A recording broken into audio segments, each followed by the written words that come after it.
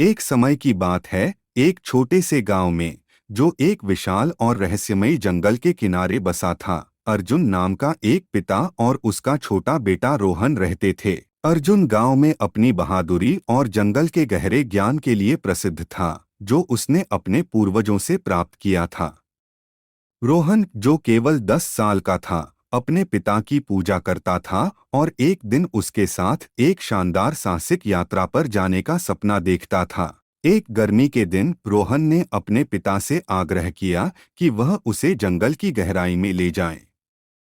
अर्जुन पहले तो हिचकिचाया, क्योंकि वह जानता था कि जंगल कितना खतरनाक हो सकता है, लेकिन अपने बेटे की आंखों में चमक और जिज्ञासा को देखकर उसने आखिरकार हाँ कर दी।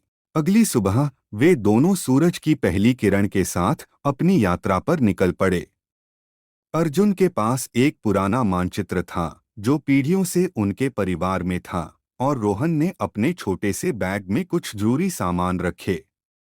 वे जंगल में प्रवेश करते ही चारों ओर से घने पेड़ और अजीब-अजीब आवाजें आने लगीं। रोहन थोड़ी घबराहट के बावजूद अपने पिता के साथ कदम से कदम मिलाते हुए आगे बढ़ता रहा। कुछ घंटे चलने के बाद वे एक पुराने और टूटे हुए पुल पर पहुंचे, जो एक गहरी नदी के ऊपर लटक रहा था। अर्जुन ने सावधानी से पुल पार करने का निर्णय लिया, लेकिन जैसे ही वे बीच में पहुंचे, एक लकड़ी की तख्ती टूट गई और वे दोनों नदी में गिर गए। बहती धारा ने उन्हें अलग अलग दिशाओं में बहा दिया।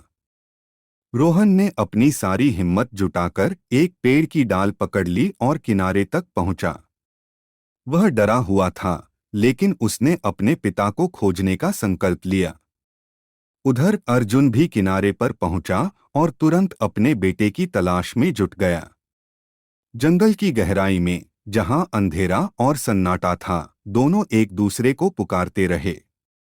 कुछ देर बाद रोहन ने दूर से अपने पिता की आवाज सुनी। उसने भी जोर से चिल्लाया, पापा, और आवाज की दिशा में दौड़ पड़ा। कुछ ही क्षणों में वे दोनों एक दूसरे से मिल गए और खुशी के आंसू उनकी आंखों से बह निकले। अर्जुन ने रोहन को गले लगाते हुए कहा, मैं जानता था कि तुम बहादुर हो और तुम खुद को सुरक्षित रखोगे।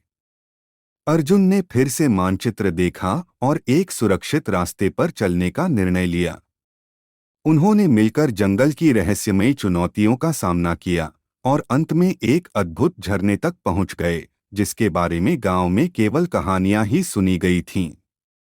उन्होंने वहां आराम किया और झरने की शांति का आनंद लिया। जब वे वापस गांव लौटे, तो उनकी इस अद्भुत यात्रा की कहानी पूरे गांव में फैल गई। रोहन को अब पता चल चुका था कि उसके पिता केवल एक बहादुर व्यक्ति ही नहीं, बल्कि एक सच्चे मार्गदर्शक भी हैं।